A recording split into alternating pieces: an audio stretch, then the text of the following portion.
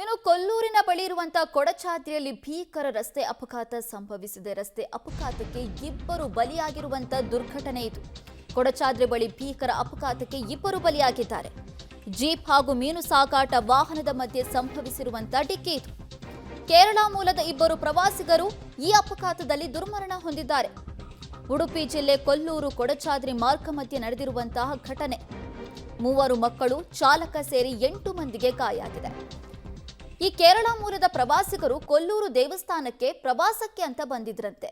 ಕೊಲ್ಲೂರು ದೇವಸ್ಥಾನದಲ್ಲಿ ದೇವರ ದರ್ಶನವನ್ನ ಮುಗಿಸ್ಕೊಂಡು ಕೊಡಚಾದ್ರಿಗೆ ಹೋಗಿದ್ರಂತೆ. ನಮಗೆಲ್ಲ ಸಾಮಾನ್ಯವಾಗಿ ಗೊತ್ತಿದೆ, ಕೊಡಚಾದ್ರಿ ಭಾಗದಲ್ಲಿ ಜೀಪ್ಗಳು ಜಾಸ್ತಿ. ಅಂದ್ರೆ ಆ ಪ್ರವಾಸಿಗರನ್ನ ಕರ್ಕೊಂಡು ಬೆಟ್ಟದ ಮೇಲೆ ಹತ್ತೋದಕ್ಕೆ, ಎಲ್ಲರಿಗೂ ಟ್ರೆಕ್ಕಿಂಗ್ ಮಾಡೋದಕ್ಕೆ ಸಾಧ್ಯ ಆಗೋದಿಲ್ಲ. ಅಂಥವ್ರನ್ನೆಲ್ಲ ಕರ್ಕೊಂಡು ಹೋಗೋದಕ್ಕೆ ಜೀಪ್ಗಳ ವ್ಯವಸ್ಥೆ ಇದೆ ಅಲ್ಲಿ. ಅದೇ ಜೀಪ್ನಲ್ಲಿ ಬರ್ತಾ ಇದ್ದಂಥ ಪ್ರವಾಸಿಗರಿಗೆ ಮೀನ್ ತಗೊಂಡು ಹೋಗ್ತಾ ಇದ್ದಂಥ ವಾಹನ ಡಿಕ್ಕಿ ಹೊಡೆದು ಇಬ್ಬರು ಸ್ಥಳದಲ್ಲೇ ದುರ್ಮರಣ ಹೊಂದಿರುವಂತಹ ದುರ್ಘಟನೆ ಇದು. ಇನ್ನು 8ಕ್ಕೂ ಹೆಚ್ಚು ಜನರಿಗೆ ಗಾಯ ಆಗಿದೆ. ಅವರನ್ನ ಆಸ್ಪತ್ರೆಗೆ ದಾಖಲು ಮಾಡಿ ಚಿಕಿತ್ಸೆ ಕೂಡ ಕೊಡಲಾಗ್ತಾ ಇದೆ.